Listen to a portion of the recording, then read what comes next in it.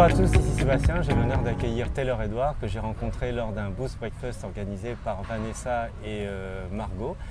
Il est là pour nous faire découvrir un petit peu qui il est et en fait quelle est son activité. Bonjour Taylor, comment tu vas? Bonjour Sébastien, ça va toi? Ouais, très bien, merci. Alors, est-ce que tu peux me parler un petit peu de toi, d'où tu viens, ton éducation, toutes ces choses-là? Alors, je suis né en Guadeloupe. Il y a maintenant 26 ans, donc j'ai 26 ans. Je suis venu en France métropolitaine en région parisienne à l'âge de 10 ans. Ouais. Du coup, depuis, j'ai fait donc mes études en France, plutôt classiques, bac scientifique, puis prépa aussi. Ensuite, j'ai fait une école d'ingénieur que j'ai intégrée. Puis après, en fait, je suis devenu consultant dans le monde de l'énergie. Donc j'ai travaillé chez EDF, GDSE, etc. pendant à peu près 2 ans. Et en fait, à l'approche de mes 25 ans, donc à peu près un an, j'ai commencé à avoir un peu un ras-le-bol. Je me sentais vraiment pas à ma place. Et du coup, mon premier projet, en fait, ça a été de créer un podcast qui s'appelle Entrepreneur et moi, où j'ai interviewé comme ça des entrepreneurs pour qu'ils me racontent un peu comment ils se sont lancés, comment eux, ils ont approché cette étape de leur vie où ils sont devenus entrepreneurs, ils sont passés de par exemple salariés ou étudiants à entrepreneurs. D'accord, Donc, alors voilà. tu vas très vite, alors juste pour que les gens puissent te suivre Ouais. et surtout te découvrir, on peut dire en fait que globalement tu es quand même une tête bien remplie, que tu as eu un parcours assez exemplaire et que du coup tu t'es retrouvé dans de l'ingénierie, tu travailles dans le domaine de l'énergie. Ok, donc tu te dis là tu as besoin de prendre ton avenir en main plus que de gagner en liberté finalement. Ouais, exactement, ouais. En fait, c'est un peu une addition de choses qui a voulu ça. C'est-à-dire qu'effectivement, il y a le fait que j'étais consultant dans un métier où je ne me sentais pas vraiment utile, pas vraiment à ma place. Ouais. Et puis, effectivement, le fait que j'ai toujours jusque-là en fait, suivi une voie qui m'était tracée, le fait de faire une école d'ingénieur, prépa, etc., consultant dans une belle entreprise avec un CDI, un très beau salaire, on peut se dire que c'est la vie rêvée et en fait, c'est plutôt une vie tracée. Et du coup, moi, j'avais vraiment cette envie d'être acteur de ma vie et de Ouais. plus la subir, Ouais. comme je voyais des gens autour de moi subir leur vie et ne pas être acteur de leur vie, ne pas prendre des décisions, prendre des choix et vraiment subir en fait tout le temps.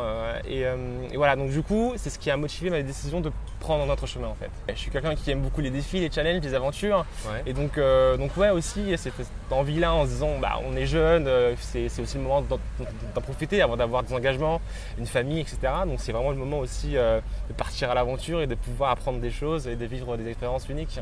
Ok. J'ai commencé à m'intéresser au monde du développement personnel un peu avant ça. Donc, c'était progressif. C'était progressif, c'est-à-dire Ouais. qu'au début en fait ça a commencé par la séduction. D'accord. Je me suis intéressé à comprendre un peu les relations homme-femme et comment Ouais. justement séduire une femme. Et du coup pour moi ça a été vraiment le premier défi, le premier challenge que je me suis posé, c'était d'essayer de draguer en fait, d'essayer de séduire des femmes. Et voilà, donc en fait ça a été pour moi un vrai Une première approche. introduction, une première approche en fait dans le dev perso et puis de fil en aiguille après j'ai lu des livres, etc. Et il y a aussi l'aspect dev perso où justement il faut travailler sur toi, travailler sur ta vie, travailler sur Tu ton sors de mode ta de zone vie. de confort. Aussi voilà, et le fait de se dire que avant de vouloir avoir des filles qui soient de telle manière, qui soient belles, etc. Il faut d'abord que tu sois heureux toi et que tu aies une confiance en toi et que tu puisses être entre guillemets à la hauteur de la fille Ouais. avant de pouvoir approcher les plus belles filles quoi. Donc aujourd'hui, tu t'es dit tu vas lancer ta propre boîte. Qu'est-ce que c'est que cette boîte? Quelle est son activité réelle? Alors donc aujourd'hui en fait je lance Snap Media qui est une agence social media pour génération YZ en fait, j'ai appelé ça. C'est-à-dire que l'idée c'est d'aider des entreprises, des startups à communiquer avec leurs cibles jeunes. C'est-à-dire qu'aujourd'hui il y a beaucoup de réseaux sociaux qui existent, Facebook, Instagram, Twitter, Snapchat, etc. Et il y a aussi beaucoup de jeunes qui ont des modes de communication qui sont assez différents des plus vieux, on va dire, des plus âgés. Et j'avais vraiment envie de lancer une boîte qui aide particulièrement sur cette cible-là à mieux communiquer, à mieux fidéliser cette audience-là qui a ses codes particuliers et ses codes propres. Et d'autant plus après, pour chaque réseau social, il y a des codes différents les uns des autres. Donc voilà. Concrètement, en fait, aujourd'hui, je me lance avec une chaîne YouTube, par exemple, Oui. où je vais publier une vidéo par semaine, où je vais donner des conseils, notamment beaucoup sur Snapchat. Comment utiliser, en fait, si vous êtes entrepreneur ou si vous avez une entreprise, comment utiliser Snapchat pour pouvoir toucher les plus jeunes, pour pouvoir fidéliser cette audience-là et communiquer avec elle. et du coup promouvoir aussi votre activité. Et puis aussi, il y aura donc sur Snapchat en fait, parce que c'est mon canal privilégié de communication, je vais chaque jour en fait, du lundi au vendredi, organiser des émissions où je vais donner des conseils sur comment utiliser Snapchat, comment parler aux jeunes, comment communiquer en termes marketing avec les jeunes. Ouais. La génération YZ, c'est celles qui sont vraiment nées dans le monde du digital, le monde du web. Ouais. Et je fais aussi partie de cette génération-là. En fait, moi, ça part plutôt d'un besoin, c'est-à-dire que moi, en tant qu'utilisateur, lorsque je vois des comptes d'entreprises et autres qui communiquent avec leurs fans et leurs followers, je vois que souvent, en fait, c'est très mal fait. C'est-à-dire que c'est corporate, les codes ne sont pas bons en fait. Et il y a un énorme décalage entre ce que nous, jeunes, on aimerait attendre, enfin on attend d'une entreprise, on attend de pages qu'on peut suivre par exemple sur Facebook ou sur Twitter. Et en fait, on aimerait vraiment un côté humain.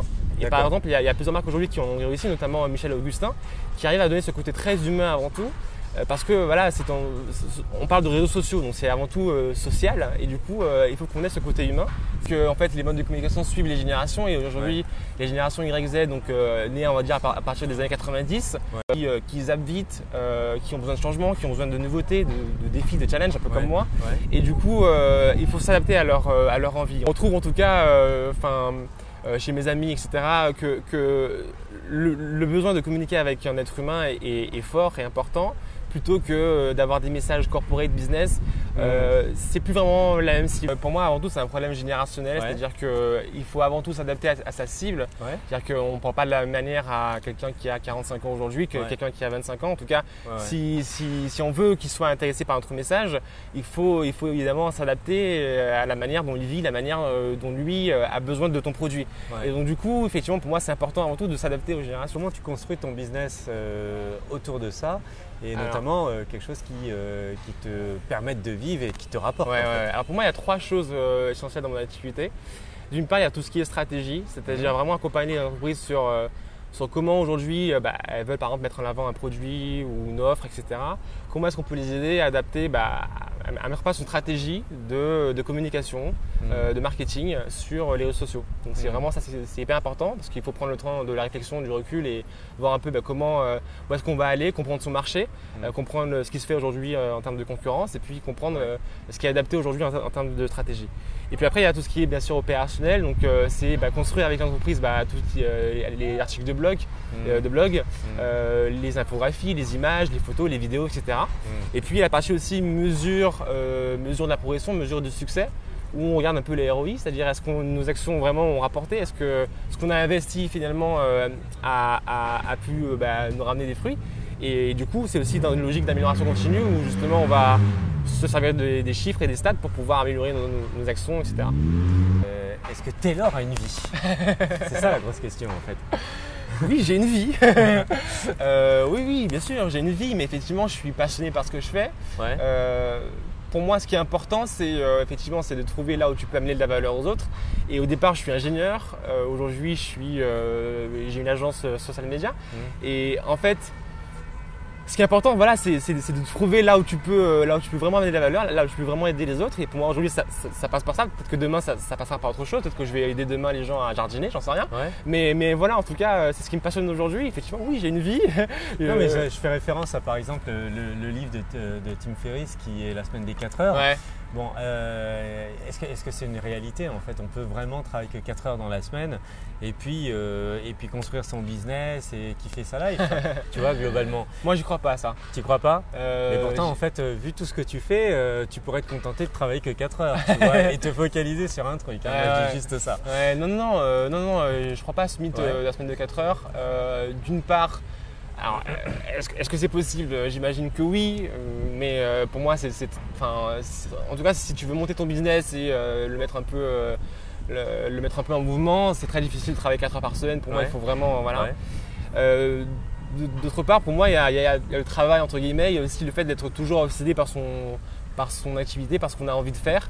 Et du coup, moi peut-être que je travaille, je sais rien, 50 heures par semaine, 40 heures par semaine, mais je suis toujours obsédé par toujours mieux faire. Comment est-ce que je peux amener de la valeur? Comment est-ce que je peux faire différemment? Et comment est-ce que je peux faire à ma sauce aussi? Et si tu es vraiment passionné, pour moi, tu comptes pas tes heures. Semaine des 4 heures, c'est quoi en fait? C'est une semaine où tu as l'impression de travailler 4 heures, mais en fait, le reste du temps, tu travailles, mais tu n'as pas l'impression parce que tu t'amuses. Ouais, c'est ça. C'est ça, hein? C'est exactement ça en fait, ouais. Ok. C'est un peu la même philosophie. Ouais. Quelle image tu renvoies en fait aux gens selon toi? As-tu pensé à ça? C'est une bonne question, c'est une très bonne question. Quelle image je renvoie? Je crois que je renvoie l'image de quelqu'un qui fonce avant tout, Ouais. qui est dans l'action et qui n'a pas peur. Quand j'ai quitté mon boulot, etc. Quand j'ai fait tout ça, c'est vrai que ça allait un peu à l'encontre de ce qu'on nous dit de faire, de ce qui est accepté dans la société aujourd'hui. Et c'est vrai que je pense que je suis vu comme quelqu'un qui n'a pas peur d'y aller, qui relève les défis et qui aime ça en fait et qui a surtout une joie de vivre permanente et qui adore aller de l'avant. Ouais, qui se disent waouh, bah attends, Taylor il peut le faire, moi je vais, allez vas-y, on se lance, moi aussi j'ai envie de le faire quoi. Pour l'instant, personne ne s'est lancé comme moi, personne n'a quitté son boulot pour faire un truc comme moi, mais il y en a qui se posent la question, ouais, beaucoup. Ouais. J'ai des anciens collègues notamment qui se posent la question, qui eux aussi ont envie de vivre une vie où eux ils sont acteurs aussi, tu vois. Ouais. Mais malheureusement, ils sont encore un peu dans ce conditionnement psychologique où il faut avoir ce CDI, où on est bien aussi dans cette sécurité. Et donc c'est difficile d'aller parce qu'il y a aussi le côté psychologique évidemment qu'il faut combattre. Ouais. Ça c'est une vraie âme de leader quoi. En fait, la plupart des gens ils se disent attends, vas-y, laisse Edouard faire. Enfin, pardon, laisse Taylor faire. Et puis on va voir, hein, s'il faut qu'il y en ait un qui se casse la gueule, il vaut mieux que ce soit lui. Puis nous on va voir, on va essayer de faire mieux. C'est un peu ça. Ouais. Mais par contre, j'ai toujours eu ce côté curieux. Ce côté, je vais tester un truc, je vais relever ce défi-là, je vais essayer des choses.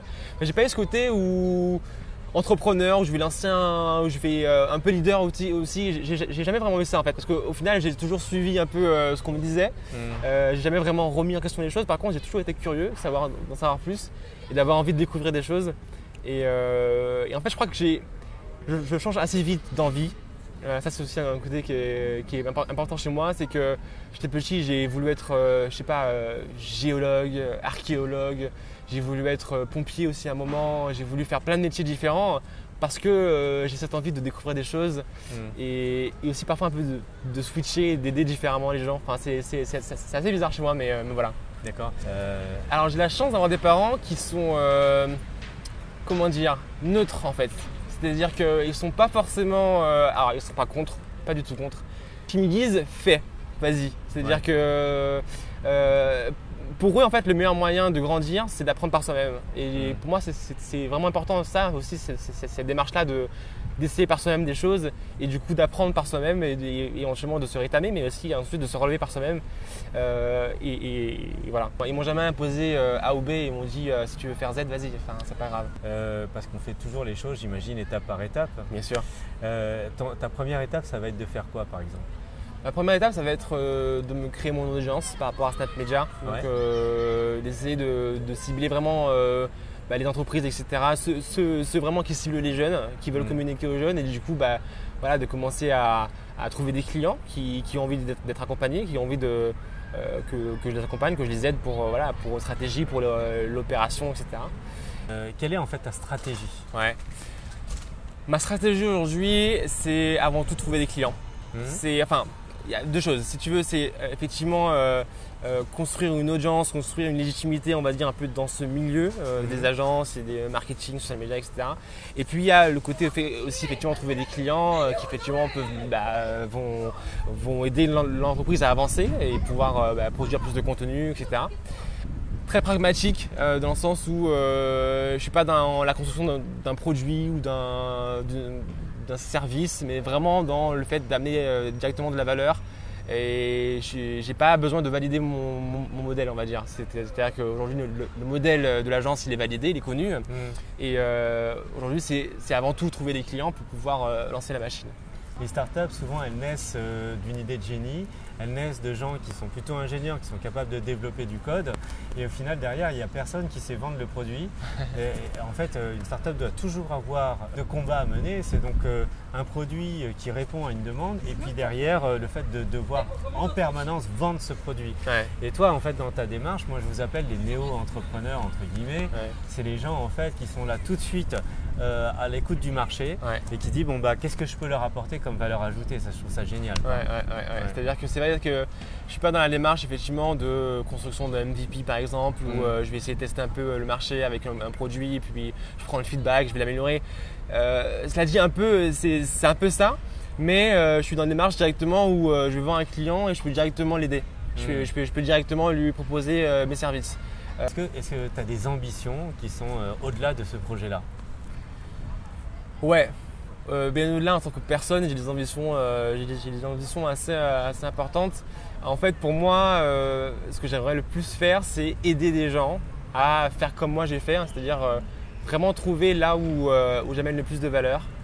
Et parce que pour moi, c'est un combat permanent de savoir vraiment ce que je veux et là où je peux au maximum aider des gens, aider des entreprises, etc. Et du coup, je sais qu'il y a beaucoup de gens de ma génération qui ont ce problème-là, qui ont le boulot, qui ont un CDI, qui ont mené la voie royale, mais pourtant qui ne sont pas à leur place et qui aimeraient bien faire des choses, qui aimeraient bien se lancer, mais qui ont peur, qui ne savent pas par quoi commencer.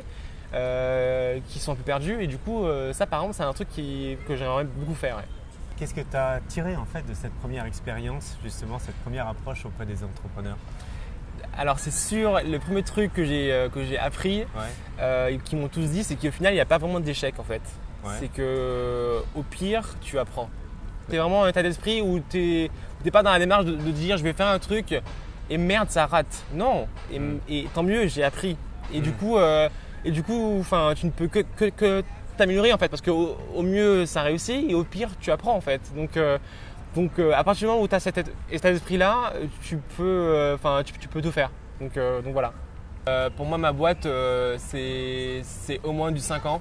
Du 5 ans? Ouais, okay. C'est au moins du 5 ans. Je préfère avoir comme ça des visions assez long terme, parce que sinon on ne tient pas en fait sur la route, parce que au moindre problème, on est capable de lâcher.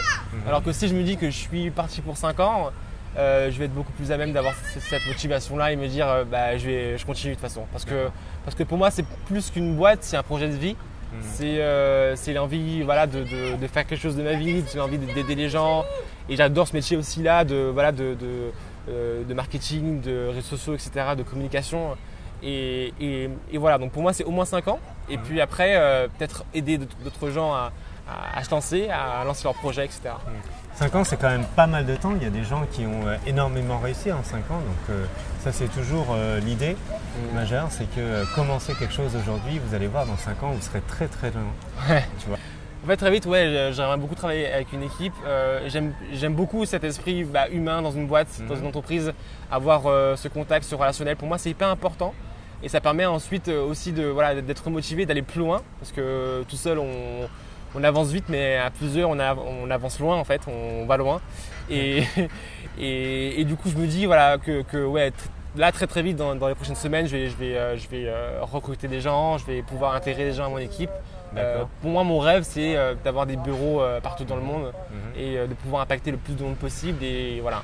Ce dernier conseil que tu voudrais donner aux gens qui nous regardent, est-ce que tu pourrais leur dire pour les inciter, pour les inspirer justement à passer à l'action ou éventuellement pour se dire mais comment je pars de rien et comment je crée une idée et comment j'ai envie de faire quelque chose. Alors effectivement, moi pendant longtemps, j'ai posé cette question-là dans mon podcast à la fin des épisodes pour justement savoir comment un entrepreneur pense et puis ce qu'il peut donner comme conseil aussi à ceux qui nous écoutaient et qui voulaient se lancer comme moi, qui à l'époque posaient des questions mais qui avaient aussi envie de lancer une boîte. Et en fait pour moi ce qui est vraiment important, c'est ce que j'ai dit tout à l'heure, c'est le fait de se dire qu'au mieux tu réussis, au pire tu apprends. Et voilà, quand tu es dans cette démarche d'évolution personnelle, tu sais que de toute façon au pire tu vas apprendre des choses, tu vas rencontrer des gens, faire des rencontres comme aujourd'hui Sébastien, demain d'autres gens encore, et de toute façon au pire tu vas être heureux, tu vas apprendre des choses, tu vas travailler sur des projets excitants, tu vas constamment en fait évoluer personnellement et tu auras appris beaucoup plus qu'en restant là où tu es aujourd'hui et en restant à te poser des questions. Voilà. Merci beaucoup. Merci Sébastien. Merci et j'espère que ça va vous aider en tout cas à passer à l'action. Nous on dit toujours chez Coventite, osez, soyez vous-même et foncez.